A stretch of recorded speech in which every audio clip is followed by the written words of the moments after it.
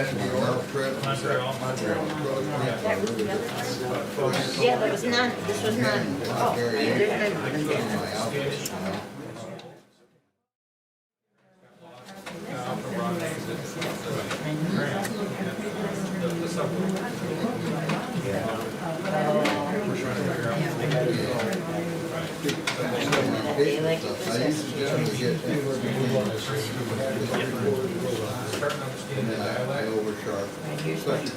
All right, we're going to get started here.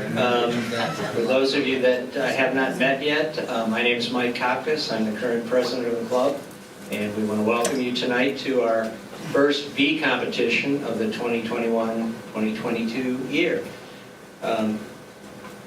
Before we get started, we do have some announcements.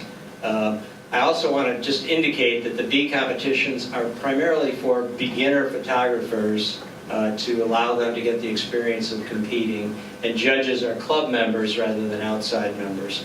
I actually went the wrong way. There we go. Before we get started, again, I have some announcements. We do have some upcoming competitions. On October 8th, next week, we have a people competition. That will be a digital competition, not a projection, rather than a print competition. So the deadline for submitting entries to that is September 29th. November 5th, we have a black and white competition. That's also projection. The deadline for that is October 27th. November 12th, we have our second bee competition. And the bee competitions, I believe, except for the last one, are print competitions. So that will be a print. And then November 19th is a creative competition, and that will also be a print competition. We do have a presentation coming up next October 15th, so 2 weeks from tonight. It's Chris Pepper, who I believe spoke to the club in the past. I remember the name. He's going to be talking about underwater photography, so maybe a little bit of a specialty, but hopefully you'll have some fun with it. Now, this is going to be a members-only Zoom presentation. When we have outside speakers who earn their living giving these presentations, they want us to limit it to members only. So we are not going to be putting it out on YouTube. We will send out a link to the Zoom meeting a few days before, so probably the 12th or 13th, we'll be sending out a link to active members in the club. And you can view from home if you want to come in that way, or we're also planning to show the Zoom session on the screen here at the clubhouse. We have not tried this before. We're assuming it's going to work. We're going to give it a shot. But hopefully you'll be able to come here to the club if you want, or you can Zoom in from home. But that will not be put out on YouTube. We do record those.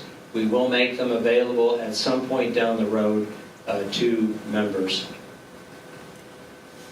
One other item of interest, on October 18th, the final Buchan, Ohio rodeo. And that's down south of Lodi, so you can check the calendar, get more details on that. I believe that's the last one for this year, though. All right, and then finally, fall classes are currently going on. As a matter of fact, they're close to wrapping up, at least some of them are. So Wednesday's Fundamentals of Photography, I think, goes into November. Photoshop editing will finish in a couple of Saturdays. Lightroom Classic in a few more weeks. But the winter session for classes will begin in January sometime. I don't know that I have the exact dates right now. But I do want to point out that for anybody that signed up for intermediate Photoshop, we only had one new student and we had several returning students, so we did postpone that, and we will be holding that in January. So we're not holding it here in October. So, all right, and again, we want you to be aware that you can watch this and most Friday evening meetings at your convenience at our YouTube channel. You can go to the web page, CPS website homepage, and there's a YouTube link on that, so you can click that. Or you can just go to YouTube and search for Cleve Photographic, and we invite you to subscribe to the channel so that you can choose to be notified whenever a new video is posted. All right, so again, tonight's the first B competition for the year, and as I said before, B competitions are primarily for beginners or students in our fundamentals class, which I assume some of you are. The judges are club members as opposed to outside members.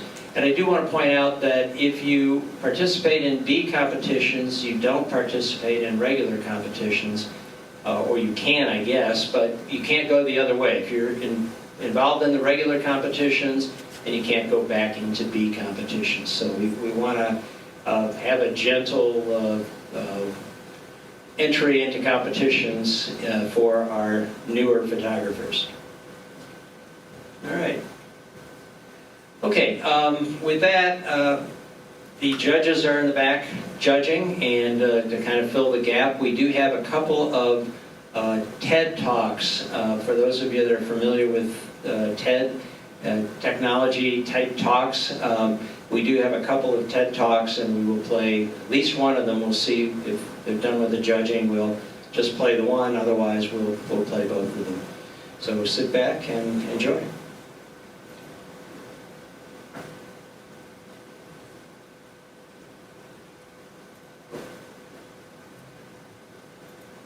One other thing before you get started with that, are there any visitors, people that are here for the first time? Nobody? Okay.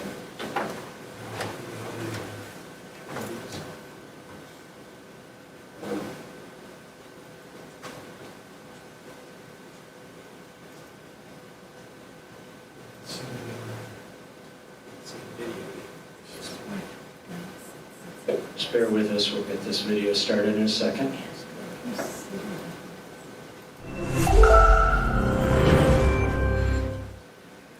In my industry, we believe that images can change the world. Okay, we're naive, we're bright-eyed and bushy-tailed. The truth is that we know that the images themselves don't change the world. But we're also aware that since the beginning of photography, images have provoked reactions in people, and those reactions have caused change to happen. So let's begin with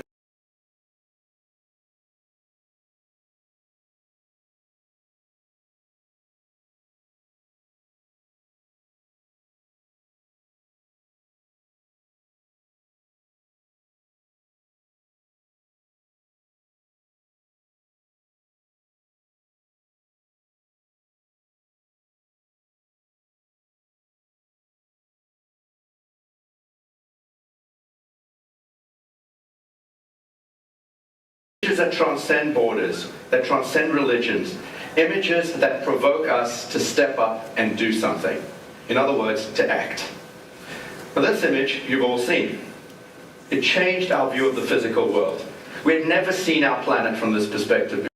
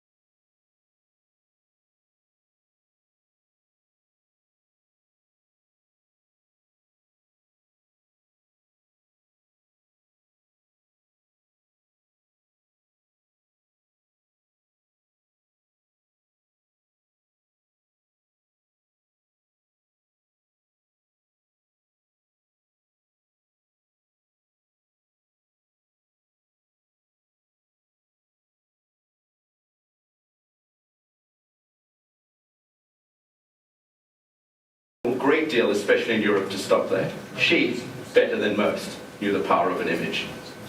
So when we're confronted by a powerful image, we all have a choice. We can look away, or we can address the image. Thankfully, when these photos appeared in The Guardian in 1998, they put a lot of focus and attention, and in the end, a lot of money towards the Sudan famine relief efforts. Did the images change the world? No, but they had a major impact. Images often push us to question our core beliefs and our responsibilities to each other. We all saw those images after Katrina, and I think for millions of people, they had a very strong impact. And I think it's very unlikely that they were far from the minds of Americans when they went to vote in November 2008. Unfortunately, some very important images are deemed too graphic or disturbing for us to see them. I'll show you one photo here, and it's a photo by Eugene Richards of an Iraq War veteran from an extraordinary piece of work which has never been published, called War is Personal. But images don't need to be graphic in order to remind us of the tragedy of war. John Moore set up this photo at Arlington Cemetery. After all the tense moments of conflict, in all the conflict zones of the world, there's one photograph from a much quieter place that haunts me still much more than the others. Ansel Adams said, and I'm going to disagree with him, you don't take a photograph, you make it. In my view, it's not the photographer who makes the photo, it's you. We bring to each image our own values, our own belief systems, and as a result of that, the image resonates with us. My company has 70 million images. I have one image in my office. Here it is. I hope that the next time you see an image that sparks something in you, you'll better understand why, and I know that speaking to this audience, you'll definitely do something about it. And thank you to all the photographers.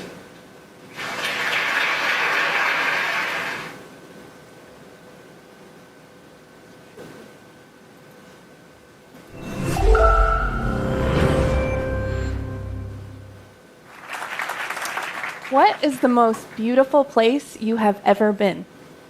And when you were there, did you take a picture of it? Here's a place that tops that list for me. This is Mesa Arch in Canyonlands National Park in Utah at sunrise. It's the traditional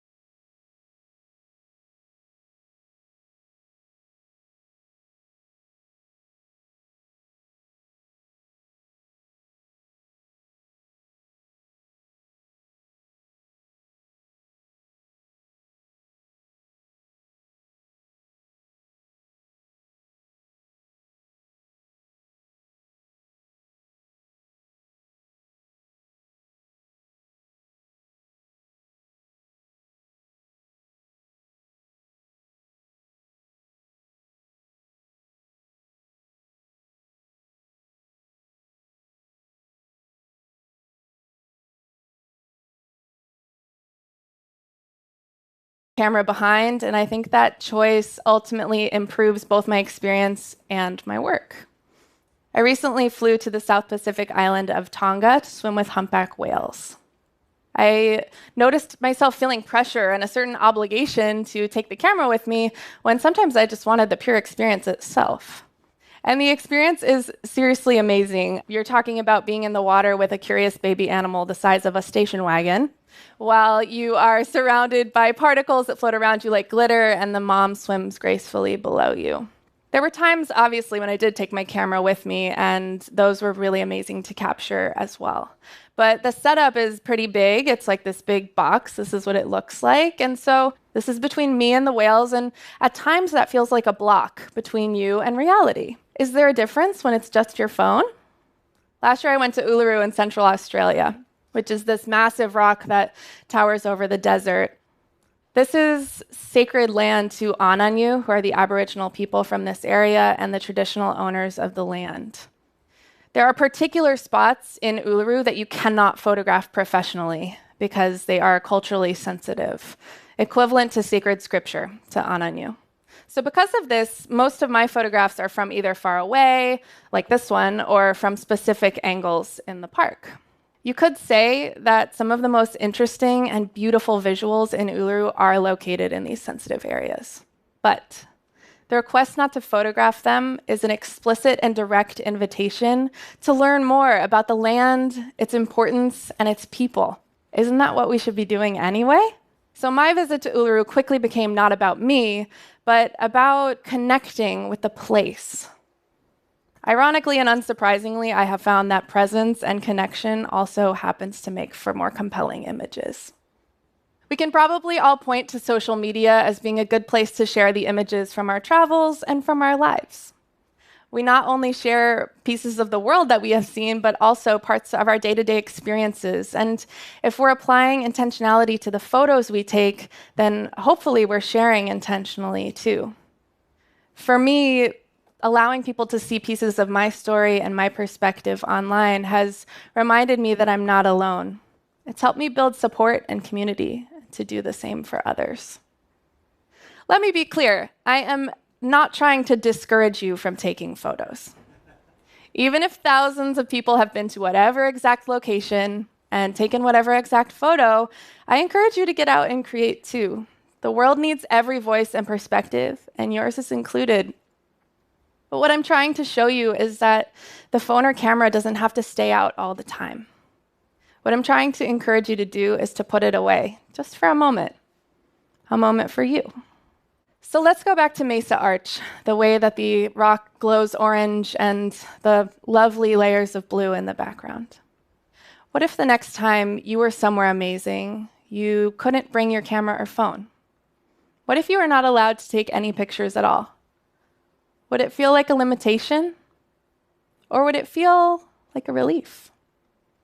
So what can we do? Well, the next time you feel the impulse to take out your camera or phone, or in my case, once you realize you have already pulled it out, first, stop, pause, take a deep breath.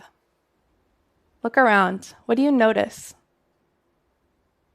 Are you experiencing this moment with someone else? Remember that this moment only comes once. Photography can be part of a beautiful experience. Just don't let it be a block between you and reality. Be intentional, and don't lose a beautiful, irreplaceable memory because you were too focused on getting the shot. Thank you.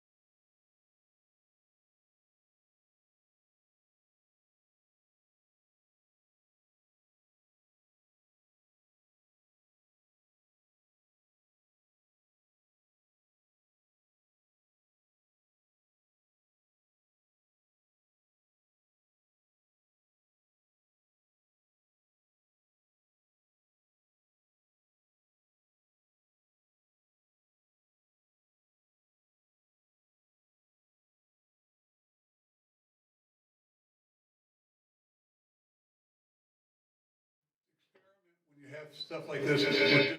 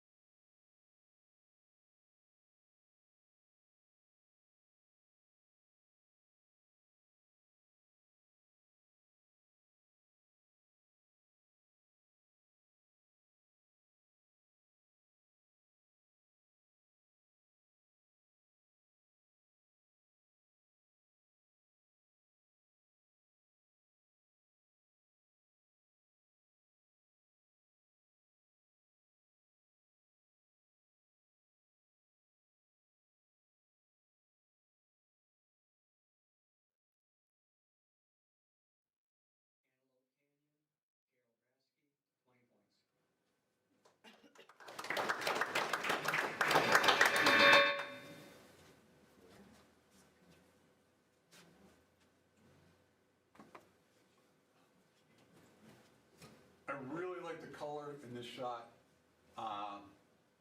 Nighttime shot, your sharpness is great, focus as well. The appeal of this kind of shot is the symmetry that you have going on.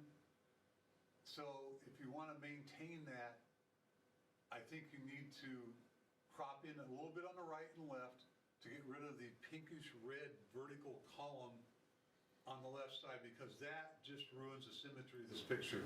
So if you crop in on the left and right a little bit, I know you're sacrificing a little to come in on both sides, then the symmetry is perfect, and it really adds appeal, because symmetry is one of the things that photographers always look for. You got the exposure, you got the colors, crop in on the sides, and you have the symmetry. Phipps Conservatory, Wendy Kohler, 24 points, second place.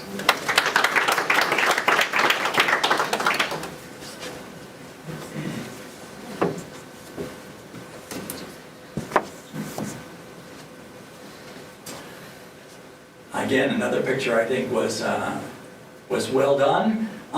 It's hard with birds because of the background and not to get something too distracting. And here I think it works out well. The background is not too distracting. There's not some branches in front of the eagle. It's well framed between the branch on the left and that right. The only thing that I would do cropping-wise is I would, to improve this picture, which I think is a good picture, focus was very accurate, is I would crop a little on the right. We see some of that tree, but it's a little too much on the right, and plus we see past it, in the upper right there is some white where it's past the tree. It's a little distracting, so if we could have just cropped a little on the right, I think that would have helped, but that's nitpicking, and overall I think this is a very nice image.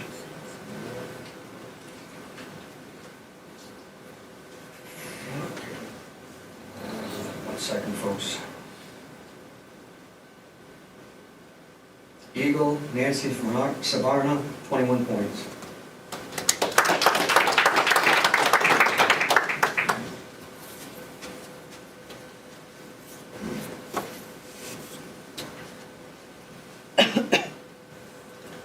This is another interesting shot. You got the blur going around in the background. Yeah, overall, I think it's a decent shot. Brown, a word I can't read, I apologize. Stink bug, Joe Smith, 21 points. And if Joe's here, could you tell me what that word is? Thank you. Looks like marmorated.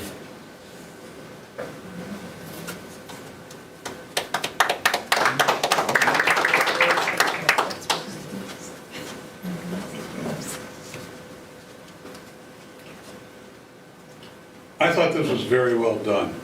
The colors are nice. Your use of red above the line of where it's split in half is composed well. Red always catches the eye. The background colors are muted. The simplicity of this shot I find very appealing. The leaf cropped off by the edge on the right might be a little distracting to some, but I don't think it's that bad. Overall, just a very simple, nice shot. Red Trillium, John Newcomb, 24 points, second place.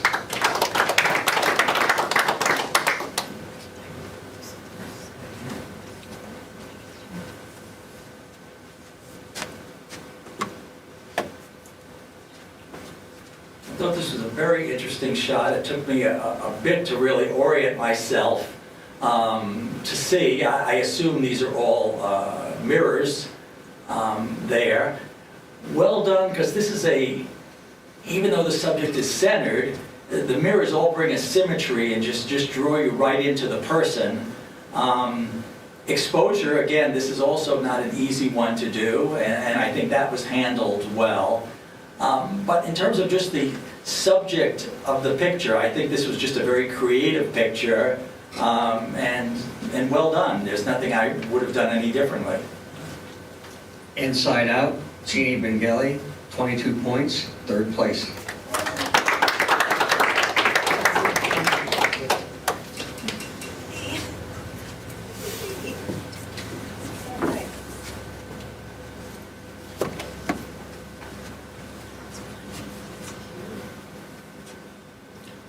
I'm assuming that's a bee on a sunflower. Overall, I think it looks pretty good.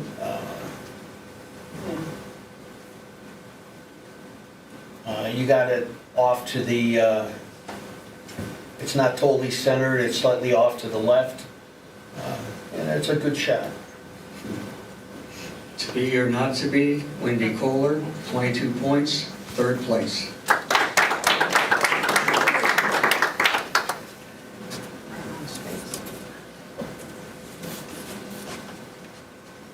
Is this our last one?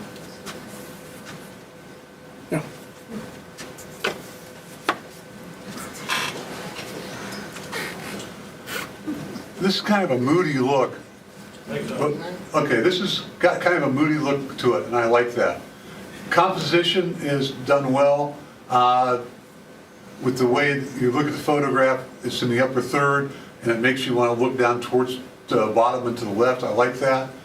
The background's a little busy. I guess there's not much you could do about that. If you know how to darken the background, I might darken the background a little bit and lighten up the center part of the photograph, but overall a decent job. Winnens, Joe Smith, 21 points. And that ends the competition.